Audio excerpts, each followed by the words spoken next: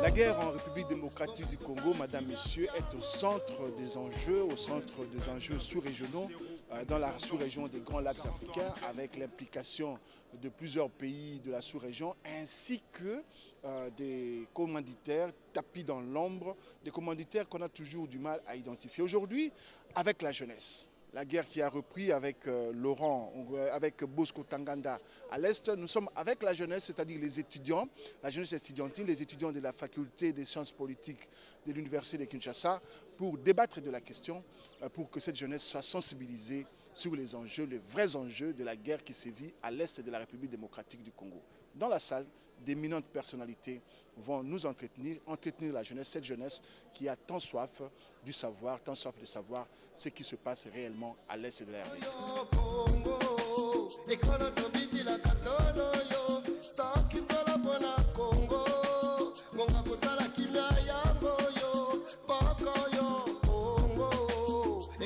Chers professeurs, chers amis étudiants, nous vous remercions sincèrement d'avoir répondu nombreux à ce rendez-vous des patriotes, ce rendez-vous autour de la guerre qui sévit dans l'Est de la République démocratique du Congo. Le thème de notre matinée d'aujourd'hui, comme je l'ai dit, c'est la guerre à l'Est de la RDC et ses enjeux cachés. Est-ce que cette guerre a des motivations autres qu'ethniques? Est-ce que cette guerre est réellement cette guerre de prédation, comme on l'a eu à le souligner à plusieurs reprises? Est-ce que le projet de balkanisation du pays ne se cacherait-il pas à travers cette guerre? Autant de questions que le groupe de presse de potentiel Radio Télé 7, l'ICREDES, l'Institut congolais de recherche en développement et études stratégiques, ainsi que le Centre d'études politiques, ont tenu à organiser aujourd'hui, non seulement pour sensibiliser la jeunesse estudiantine, mais également pour sensibiliser tous les patriotes qui vont nous suivre à travers Télé 7. Sans plus tarder, nous allons accorder la parole au professeur Mwaka, mais avant d'y arriver, nous faisons un clin d'œil à l'ICREDES qui se donne comme objectif de connaître le passé et le présent pour se projeter dans l'avenir et comprendre la dynamique du devenir pour mieux agir. Je pense que ça résume l'essentiel de ce que nous allons faire aujourd'hui, de la réflexion que nous allons tenir aujourd'hui. C'est pour mieux comprendre le passé et le présent et mieux agir dans l'avenir. Professeur Mwaka, qui a mené une étude sur la conflictualité processus identitaire au Nord Kivu, comprendre l'institutionnalisation des violences, va donc jeter les bases, va cerner la problématique de notre thème d'aujourd'hui et il va aborder particulièrement comme sous-thème la gouvernance en RDC comme un facteur de balkanisation. En 15 minutes, maximum 20 minutes, nous lui accordons la parole. Merci beaucoup pour la parole. Je voudrais remercier tous les amis qui sont présents ici. Je voudrais d'abord remercier Télé 7 pour la qualité des services qu'elle rend à la nation, puisque une télévision qui se veut intellectuelle, on n'en a pas 10 dans cette ville. Et surtout dans cette ville où on est champion à autre chose que plutôt dans la réflexion qui fait avancer le pays. Je voudrais dire donc la bienvenue à tout le monde au nom du Centre d'études politiques. Et je rappelle que le Centre d'études politiques est un centre de recherche qui mène des études sur le domaine politique. Et ici, nous sommes dans une de ces activités consacrées au service à la société.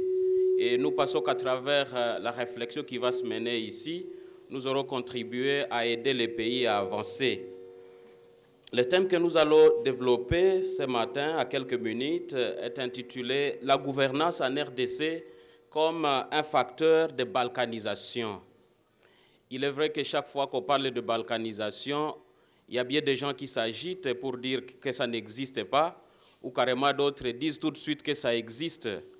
Mais dans ce petit exposé, je vais essayer de démontrer que la balkanisation est aussi le fait des Congolais eux-mêmes.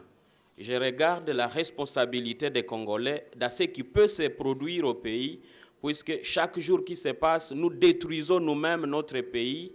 Chaque jour, par nos actes que nous posons, nous tendons vers la balkanisation de notre pays.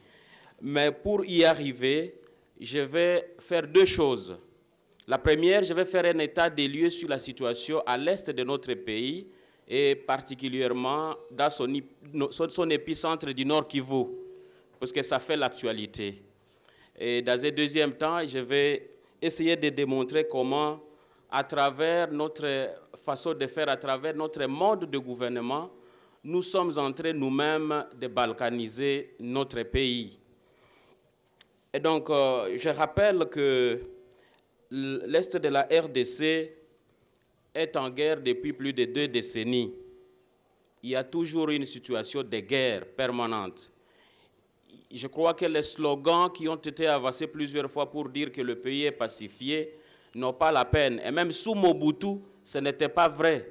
Ce n'était pas vrai que Mobutu contrôlait tout le territoire national, particulièrement les Kivu montagneux. Il y avait à l'intérieur de ces Kivu sous Mobutu, puisqu'il y a l'illusion du mobutisme qui a été une période pacifique où tout allait très bien, eh bien, il se cachait certains Kabila Laurent dans le maquis de Fizi et on n'en parlait jamais.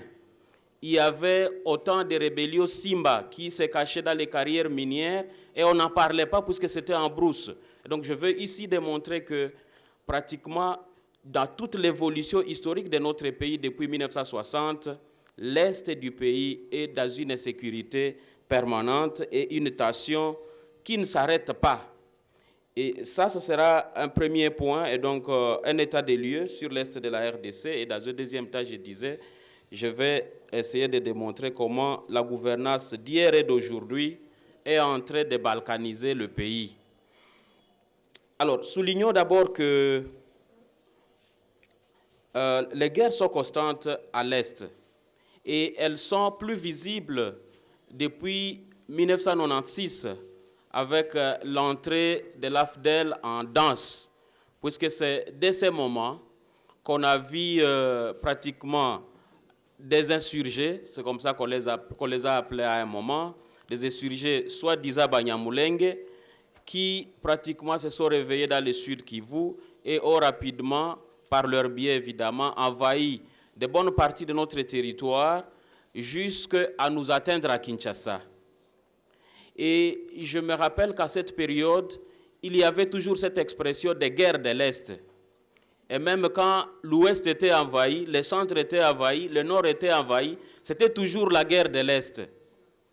Et donc, ce vocabulaire demeure présent, et il est demeuré présent quand il y a eu les RCD, et on a eu comme ça des seigneurs de guerre qui sont devenus des vice-présidents, qui sont devenus des ministres, qui sont devenus des généraux.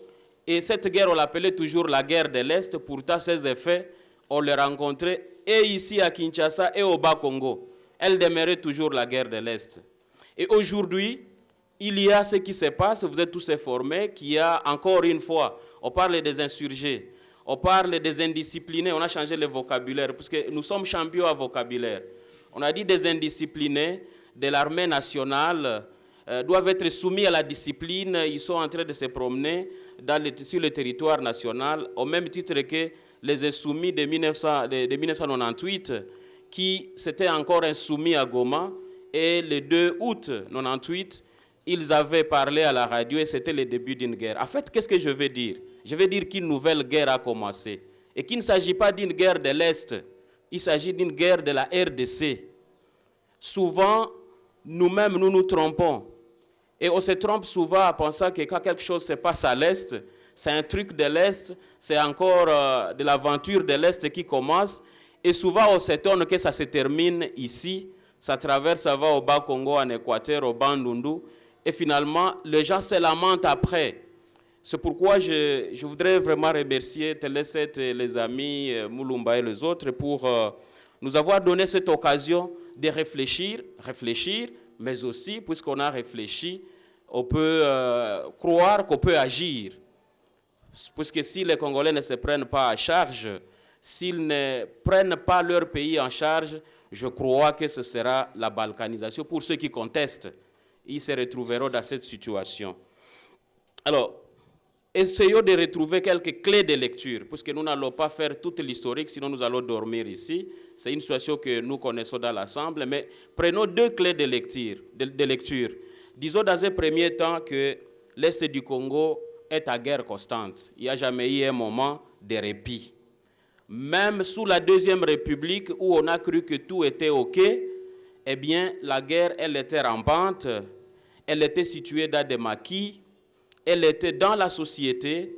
Et là, je renvoie les gens à certaines de nos publications, notamment un article que j'ai publié dans la Revue africaine de sociologie. Nous avons un exemplaire au Centre d'études politiques où nous parlions des milices et nous démontrions que l'insécurité est demeurée permanente et pratiquement la guerre est demeurée permanente sous la Deuxième République et même la Première et sous toute la période qui a suivi et même maintenant, il y a la guerre. Et avant que les événements de Masisi ne se déclenchent, eh bien, chaque jour, c'est le repas quotidien du Nord Kivu, du Sud Kivu, de l'Ituri et même du Nord Katanga, des gens sont soit kidnappés le soir, soit ils se font visiter par des hommes en armes et en uniforme non autrement identifiés. C'est ce qu'on dit. C'est quotidien, chaque soir, chaque jour, les radios communautaires, parce qu'il y en a en masse à l'Est, informent, les ONG informent. Et ce qui étonne généralement, c'est que les dirigeants politiques contredisent. Alors que ça s'est fait. Alors que parfois eux-mêmes tombent victimes de ça. Nous savons qu'il y a eu des ministres qui sont tombés sous les coups de balle de ces gens qui pratiquement ne les ont pas attrapés puisqu'ils sont ministres, mais puisqu'ils étaient dans leurs activités régulières de couper les routes, leurs activités régulières de piller les populations, eh bien certains ministres sont tombés dedans et on a dit qu'ils sont tombés dedans, mais on n'a pas dit que c'est le lot quotidien des populations de ces coins de la République. En fait, nous n'allons pas parler seulement de l'Est, disons aussi qu'à Kinshasa, après 22 heures, il est toujours difficile de rentrer chez soi en paix, puisqu'il y a des jeunes gens, ils sont très jeunes, qu'on appelle Koulouna. Certains pensent que ce sont des gaillards qui ont des gros biceps, ainsi de suite. Des tout jeunes gens, des enfants en fait, généralement ils sont mineurs, qui s'arment des machettes, des bouteilles et autres, et qui attaquent les gens sur leur passage. Ils nous insécurisent. Nous avons des difficultés maintenant pour rentrer chez nous. Et ça, c'est dans la capitale. Je crois qu'on a suivi des choses insolites parfois, que certaines autorités se sont fait attaquer. Récemment, c'est un ministre, mais bien avant, c'était plus qu'un ministre qui était attaqué par des hommes à machette, et ainsi de suite. C'est dire que l'insécurité est réellement dans notre pays. Et à l'Est, c'est la guerre. Il y a des milices qui sont de l'initiative des chefs de milices, mais il y a des milices qui sont commandées par nos dirigeants politiques. Je me rappelle à la conférence de Goma, alors que la plupart des chefs de milices étaient déjà à Kinshasa, certains étaient des colonels, d'autres des majors, ils avaient la prime de la guerre, ils avaient des grades. Eh bien, on les a rappelés rapidement lors des négociations de Goma pour recréer de nouvelles milices pour que l'on puisse bien négocier. Et certains noms sont encore présents à l'Est et en deuil des villages, des localités, ainsi de suite, pour dire que certaines milices ne sont pas le fait des populations locales, mais sont le fait de nos dirigeants politiques. Je sais de quoi je parle. Et donc, je crois qu'il est assez anormal que nous puissions assister impuissants à une telle situation et que le pays avance dans cette ligne qui pratiquement décourage plus d'une personne, puisque je sais que la plupart des Congolais qui se retrouvent dans cette salle, chacun a un petit projet de partir du pays. Certains vont même à l'église pour qu'on prie pour eux, pour qu'ils puissent partir du pays, puisque rien ne va. Il n'y a pas de perspective. Parce que sans paix, on ne peut pas se développer. On ne peut pas réaliser ces projets. Et il ne peut rien se passer dans ces pays si on n'arrange pas la situation politique principalement et la situation sécuritaire en particulier. C'est dire qu'il est de notre responsabilité de nous efforcer pour pratiquement faire pression sur nos gouvernants pour qu'ils puissent s'occuper de la gouvernance de la sécurité. On doit faire de la sécurité un premier problème. Nous venions d'investir le Premier ministre hier. Je crois que le programme qui nous a été présenté, c'est un programme économique du pays. C'est de l'économie. Mais en fait, on est quand même dans une faculté de sciences politiques. Nous savons qu'il n'y a pas une économie s'il n'y a pas une bonne politique. On le sait, et donc c'est clair.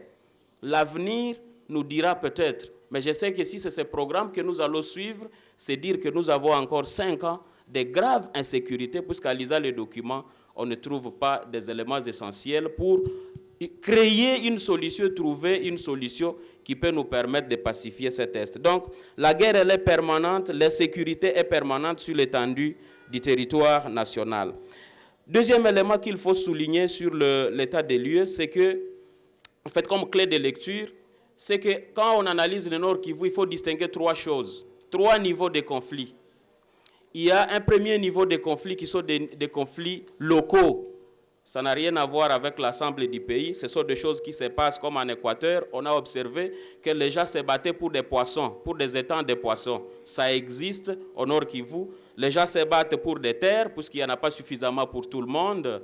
Le Nord Kivu, c'est une des provinces qui présente des problèmes, puisque c'est plus ou moins 60 000 km², mais qui sont envahis par le parc national de Virunga, une partie du parc national de Kaouzi-Biega, parc national de Maïko. C'est des montagnes qu'on ne peut pas habiter ni cultiver. C'est des volcans qui asphaltent chaque jour et diminuent l'espace vital.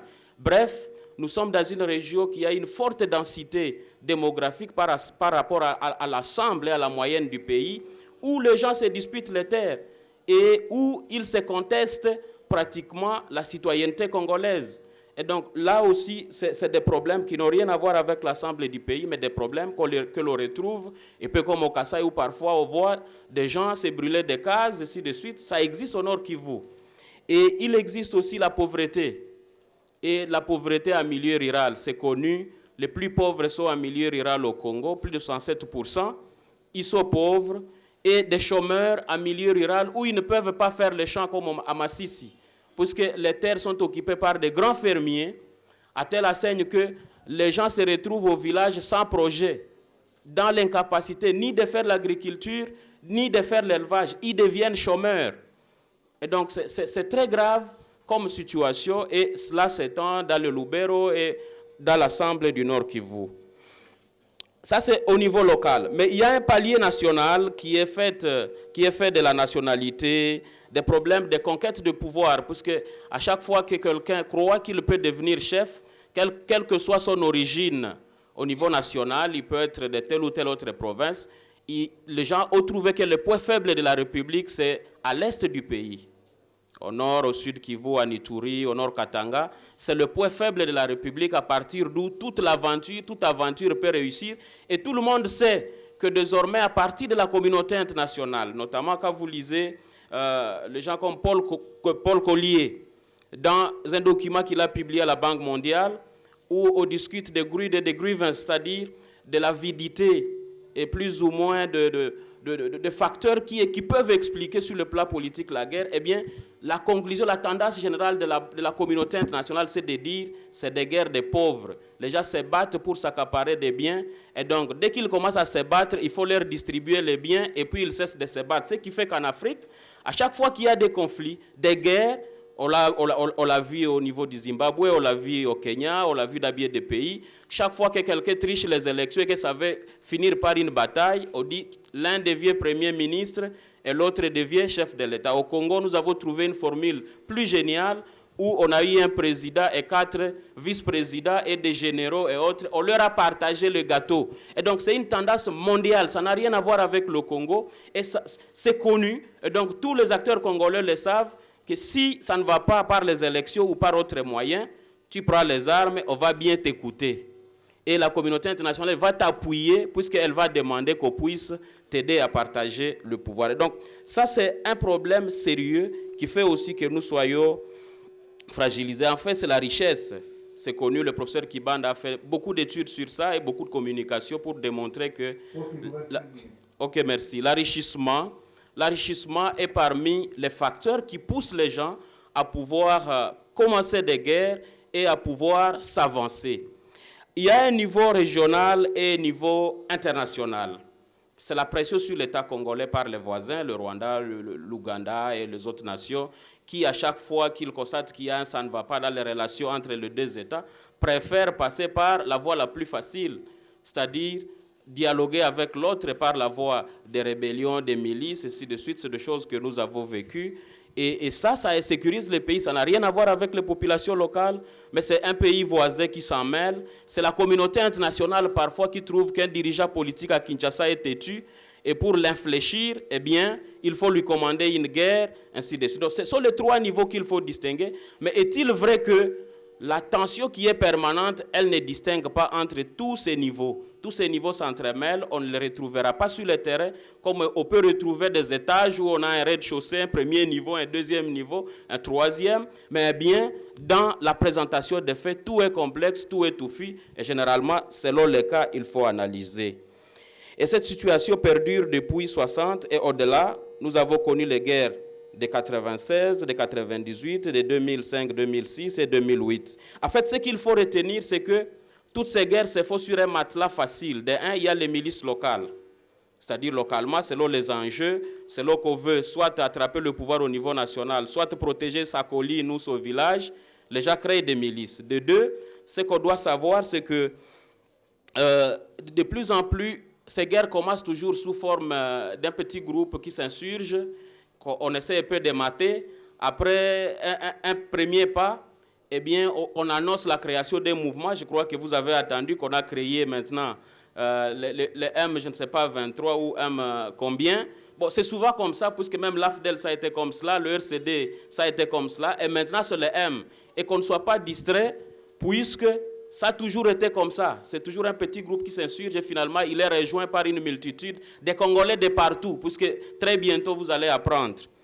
Et en fait, tout ce qu'on sait, c'est que généralement, nous tentons de nous battre et quand nous échouons, tout le monde dit qu'on doit négocier.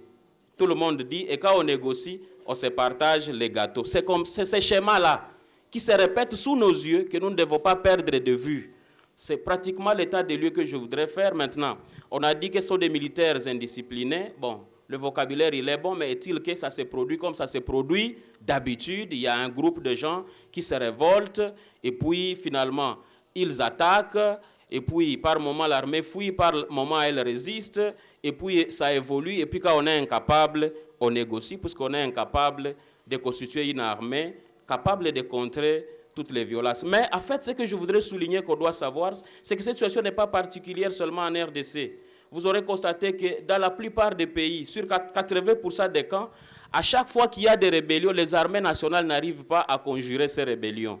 C'est une tendance générale en Afrique. On peut citer successivement des guerres où on montre qu'à chaque fois qu'un pays est envahi, il est envahi même quand il est conduit par un général comme le Mali. Et donc, je voulais quand même que vous puissiez aussi le savoir, que ce n'est pas particulier au Congo. Deuxième point pour finir et conclure, c'est que la manière dont nous dirigeons notre pays nous pousse nous-mêmes à les diviser. Et ça laisse à désirer. Je l'ai dit, les gens sont découragés puisque rien ne change. On change les mots. Si on avait 5 chantiers, on dit non, ça devient révolution de la modernité. Ça change très bien et les gens attendent et finalement, quand ça n'a pas changé dans les faits, on change encore de vocabulaire. Ça ne date pas d'aujourd'hui. Sous Mobutu, on nous parlait de la révolution. L'autre a proposé le changement. On nous a parlé des choses plus concrètes. On nous a dit 5 chantiers. Et quand on a constaté que c'est vraiment étouffant, on va dans le nuage, on appelle ça révolution de la modernité. C'est terrible, il y a des épistémologues ici, il y a des politologues, je crois qu'ils peuvent épiloguer là-dessus. Mais en fait, c'est une tendance générale, c'est-à-dire qu'on ne veut pas diriger le pays concrètement, on veut le diriger dans le flou des concepts. Et on croit qu'en changeant les concepts, on a changé les choses, et nous y croyons souvent. Et quand nous sommes déçus, généralement, je l'ai dit, nous tendons vers pratiquement un sentiment qui veut que certains disent par exemple que Mboko yo bate kango kaka. C'est nous-mêmes qui disons ça. Mboko ekufa nango eko bongate. C'est nous-mêmes qui le disons. Ces sentiments cultivent pratiquement un terrain favorable à la balkanisation. Ça se retrouve chez le peuple, c'est chez nous les citoyens de ces pays. Et au-delà, chez les dirigeants, je crois qu'il y a une telle gestion mauvaise qui frustre. Parfois, nous avons suivi au Parlement la fois passée que certaines provinces sont plus représentées dans le gouvernement que d'autres. Et que peut-être les meilleurs gestionnaires viennent de certaines provinces que d'autres.